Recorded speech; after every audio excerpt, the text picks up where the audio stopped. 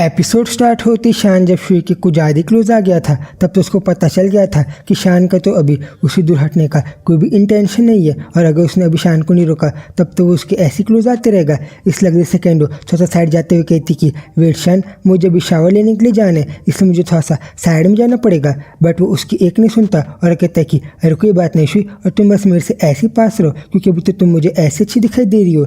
वो कहती कि सही में आज तो मंदिर में इतना काम कर रही थी और यावा घूम रही थी कि मैंने तो बहुत ज़्यादा स्वेट की है, मैं तो पक्का बहुत ज़्यादा सॉल्टी लग रही होंगी। बट शान ये तो उल्टा अभी यहाँ पे बहुत ज़्यादा अच्छे से शावर लेके आया है इसलिए तो नॉर्मली फील कर रहा होगा।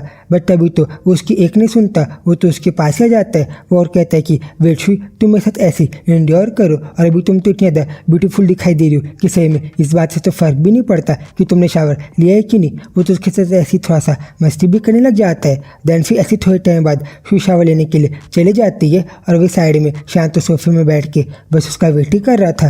देन तभी उसे सुनाई भी देता है कि कैसे शुई तो शावर लेते हुए वो तो किसी सॉन्ग को भी गा रही थी जिसको तो शान भी बहुत ज़्यादा अच्छे से सुन रहा था। और जब वो ऐसी शावर लेते हुए थोड़ा सा गाने को गा रही थी तब तो शान थोड़ा सा शांत रहता है। उसको तो थोड़ा सा रियलाइज भी हो रहा था कि कैसे शुई तो अभी बहुत अच्छे से शावर को ले रही होगी और अगले सेकेंड तो वो इन सब चीज़ों को इमेजिन करते हुए बहुत ज़्यादा ब्लश भी करने लग जाता है। और फिर जब ऐसी बहुत ज़्यादा टाइम बीत जाता है वो तो ऐसी शुई का वेट भी कर रहा था। तब हम देखते हैं कि थोड़े टाइम बाद कैसे शान तो अपनी जगह को बदल के वो थोड़ा सा एक विंडो के पास जाके बैठ गया था। तभी शुई पीछे से आते उसे कहती कि वाह शान, तो फिर तुम अभी यहाँ पे आके बैठ गए हो और क्या तुम्हें नींद भी आ गई।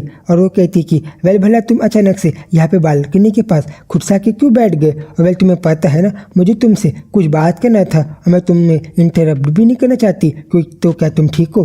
बट अगले सेकंड वो तो उसको कमर से पकड़ के अपने पास ही लाके बहुत अच्छे से टाइटली गली लगा लेता है और उसके थोड़ा सा पास से जाता है और कहता है कि वो अच्छा ऐसा है और तुम मुझे इंटरप्ट नहीं करना चाहती थी। और वो कहता है कि ठीक है शुई, तो तुम मुझे बताओ कि बोले और तुम्हें मुझसे क्या क्या कहना था और तुम थोड़े टाइम पहले मुझसे क्या कहना चाहती थी।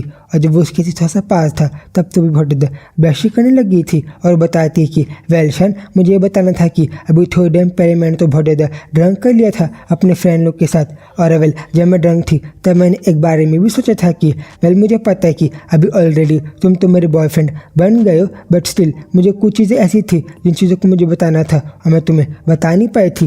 और वेल अगर तुम्हारे मन में कोई चीज़ है तो हाँ तुम मुझे क्लियरली बता सकते हो, मुझे भी तुम्हें एक बात बतानी थी। और दरअसल वो बात ये थी शान। और फिर थोड़ा सा रुकती है और उसे बताती कि तो फिर शान really I really love you और आई ट्रूली लव यू, और मुझे तुम्हें ये सारी बातों को एक और बार बताना था।